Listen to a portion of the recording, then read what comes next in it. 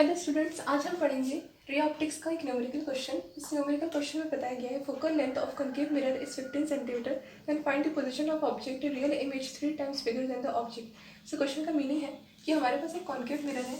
इस concave mirror में जो हमारे पास बैक साइड है वो पॉलिश्ड है, मतलब ये कॉन्केव मिरर हमारे पास बिल्कुल रिफ्लेक्टिंग एंगल की तरह काम करेगा। अब कॉन्केव मिरर में जो हमारा फोकल लेंथ है, मतलब पोल और फोकस के बीच का जो एक डिस्टेंस बनता है उसको फोकल लेंथ बोलते हैं। ये फोकल लेंथ हमारे पास कितना गिवन है? 15 सेंटीमीटर। ठीक है, अब ये 15 सेंटीमीटर से हमको ये प्रूफ हो जा रहा है कि ऑब्जेक्ट जो है, मतलब हाँ, अगर यहाँ पर ये बताया गया है कि जो ऑब्जेक्ट का पोजीशन है वो फाइंड करना है, और जो हमारे पास ऑब्जेक्ट का इमेज बनेगा, रियल इमेज बनेगा, वो तो हम सबको पता है कि इन्वर्टेड बनता है। सो इन्वर्टेड इमेज बनेगा और वो इन्वर्टेड इमेज 3 टाइम्स ग्रेटर, मतलब 3 टाइम्स बिगर होगा। एक मान लो कि हमने एक कैंडल रखा है, एक कनकेव मिरर के सामने, स्फेरिकल कनकेव मिरर के सामने एक कैंडल को मैंने रख दिया। अब उस कैंडल का ऑब्जेक्ट है, ये वो कैंडल एक ऑब्जेक्ट की तरह काम करेगा। अब वो ऑब्जेक्ट का जब एक हमारे पास रिफ्लेक्शन एंगल बनेगा, रियल इमेज बनेगा, तब वो क्या हो जाएगा? उल्टा बनेगा, मतलब इन्वर्टेड बनेगा। तो यहाँ से हमको ये प्रूफ हो जा रहा है कि अगर हम ऑब्जेक्ट का पोजीशन फाइंड करें तो कहीं ना कहीं ऑब्जेक्ट का जो साइज़ है वो भी फाइंड हो जाएगा। सो ऑब्जेक्ट का साइज़ अगर हमें फाइंड हो गया तो ऑब्जेक्ट का डिस्टेंस भी हम लोग को यहाँ पर फाइंड करने की ज़रूरत पड़ जाएगी। सो यहाँ पर हमारे पास अगर फोकल लेंथ दी हुई है, सो हम यहाँ पर एक फॉर्मूले से यहाँ पर हम ऑब्जेक्ट का डिस्टेंस और इमेज का डिस्टेंस इजीली फाइंड कर सकते हैं। ठीक है, सो यहाँ पर हमारे पास एक चीज़ स्टेटमेंट गिवन है कि जो हमारे पास इमेज है, ये हिंट की तरह काम कर रहा है। इमेज है वो 3 टाइम्स है, मतलब इमेज जो बनेगी वो इन्वर्टेड बनेगी और बड़ी बनेगी। सो हम यहाँ पर एक चीज़ देख सकते हैं कि जब मैग्नीफिकेशन रूल है, मतलब मैग्नीफिकेशन का मतलब क्या समझते हैं कि किसी चीज़ को जूम करके देखना, किसी चीज़ को बड़ा करके देखना।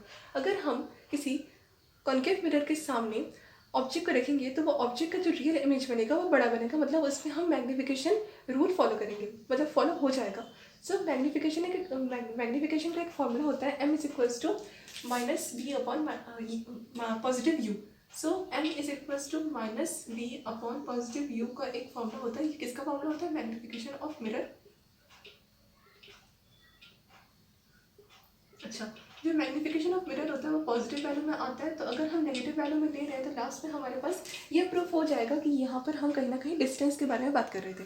ठीक है, सो यहाँ पर according to the Cartesian rule जो हमारा कनकेव मिरर का प्लेसमेंट होता है वो लेफ्ट साइड होता है। So left side, on going left side towards the mirror, the object और image distance will be counted as in negative value. So अगर हम मैग्नीफिकेशन का वैल्यू देखें, अगर हमारे पास m इज इक्वल्स टू 3 है, so m is equals to -3 हमारे पास यहाँ पर टोटल वैल्यू यहाँ पर हम लेंगे m का। सो m इज इक्वल्स टू -3 हो जाएगा, क्योंकि यहाँ पर हम लेफ्ट साइड मूव कर रहे हैं, is equals to -v upon u। ठीक है, m अगर हम नहीं लिखे तो -3 is equals to -v upon u लिख सकते हैं। अब अगर हम यहाँ पर प्लस दे दें, मतलब माइनस माइनस कैंसिल करके पॉजिटिव वैल्यू ला दे तो कोई प्रॉब्लम तो नहीं है। अब v का वैल्यू अगर हम लाना चाहें तो v is equals to cross multiplication में 3u, यहाँ पर पूरा टोटल वैल्यू इमेज डिस्टेंस का यहाँ पर वैल्यू आ जाएगा। अगर हमारे पास इमेज डिस्टेंस आ गया तो हम एक फॉर्मूला यूज़ कर सकते हैं। कौन सा फॉर्मूला? 1/f mirror formula. 1/f is equals to 1/u plus 1/v। तो 1/u आपका ऑब्जेक्ट का डिस्टेंस रहता है, 1/v आपका इमेज का डिस्टेंस रहता है, और f आपका फोकल लेंथ रहता है, मतलब u और v आपका सम रहता है f का।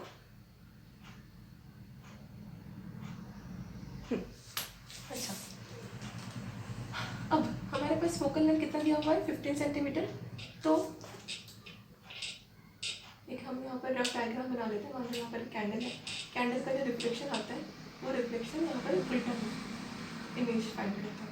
ठीक है, सो यहाँ तक हम एक इमेजिनेशन के तौर पर इसको समझ सकते हैं, तो अच्छा लगता है समझने में। So 1/f is equals to 1/u plus 1/v। So 1/f का वैल्यू अगर 15 है तो इसको हमको अगेन किस में लेना है? नेगेटिव में। क्यों? क्योंकि हम on going left side to the mirror जा रहे हैं। सो 1/f माइनस में हो जाएगा, is equals to 1/u plus 1/v। Object का पोजीशन नहीं पता हमें, तो हम इसको अभी प्लस माइनस में नहीं लिख रहे हैं। एंड 1/v हमारे पास 3u है, तो इसको हम 3u लिख देते हैं। ठीक है, अच्छा, अब हम फाइंड करेंगे 1/u का वैल्यू। इसके 2 मेथड्स आते हैं, तो हम 1/u से पहले सॉल्व करेंगे, फिर इसको लास्ट में हम शॉर्ट मेथड से देख लेंगे कि अगर हम सिंपल एलसीएम लेके इसको फाइंड करें, क्योंकि 2 कॉमन वेरिएबल्स हम यहाँ पर दिख रहे हैं, तो ये एक और आंसर आ जाएगा, पर वो थोड़ा सा कम टाइम में आएगा। ये थोड़ा सा आपका कॉम्प्लिकेटेड है, पर यहाँ से हमको ये क्लियर हो जाएगा कि क्यों हमारे पास डिस्टेंस और मैग्नीफिकेशन पॉजिटिव नेगेटिव वेरी करता है। ठीक है, 1/u is equals to, solve करते हैं इसको, 1/u। अगर हम -1/15 को यहाँ ऐसे ही लिख देंगे तो प्लस का माइनस हो जाएगा, -1/3u हो जाएगा। अब 15 और 3u का हमको क्या करना है, एलसीएम लेना है। सो 15 और 3u का एलसीएम हम कैसे ले सकते हैं, ये वेरिएबल है, ये हमारे पास कांस्टेंट है, वेरिएबल है, कांस्टेंट का LCM is equals to multiplication of their each. तो 1/u is equals to -1 is equals to 45। ठीक है, अच्छा, -1 हम अभी नहीं लिखेंगे क्योंकि हम एलसीएम ले रहे हैं ना। सो 15 3 यूज आ माइनस में था ना, 15 3। अच्छा,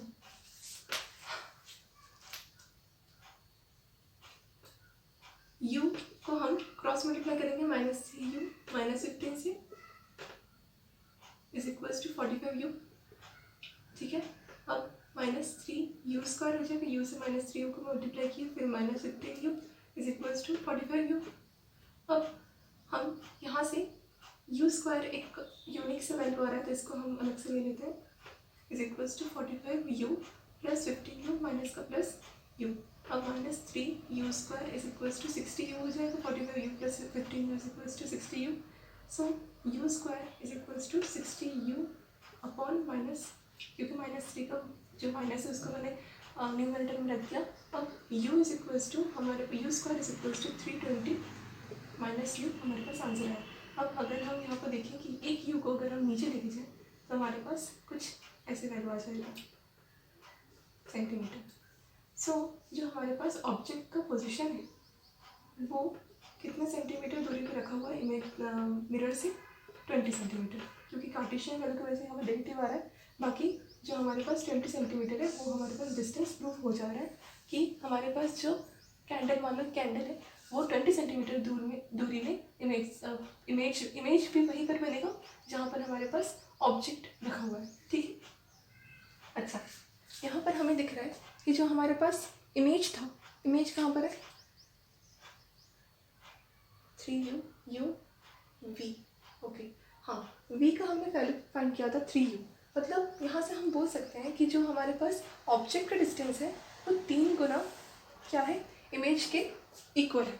ठीक है, सो अगर हम 20 × 3 कर दें तो हमारे पास 60 आ जाएगा, मतलब 60 सेंटीमीटर इमेज का डिस्टेंस है। मतलब यहाँ पर अगर हमारे पास 20 सेंटीमीटर ऑब्जेक्ट का है तो इमेज कहीं ना कहीं यहाँ बनेगी, इससे भी दूर, वो भी उल्टा। ठीक है, ये हमारे पास कितना सेंटीमीटर हो गया, 20 सेंटीमीटर, और ये हमारे पास 60 सेंटीमीटर। ये क्या है, v, ये u। इतना क्लियर? अच्छा, अब इसका अगर हम एक और सिंपल तरीके से सॉल्व करने की कोशिश करें तो कैसे आ जाएगा। मान लो कि इसको मैंने मिटा दिया और यहाँ पर हमने लास्ट में वैल्यू फाइंड करने का प्रोसीजर स्टार्ट किया।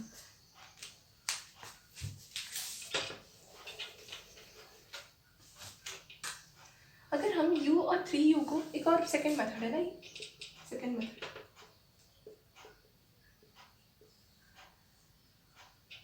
अगर हम u और 3u को एलसीएम लें तो हमारे पास कितना आंसर आ जाएगा, हम करके देख लेते हैं। 3u u 3 1 u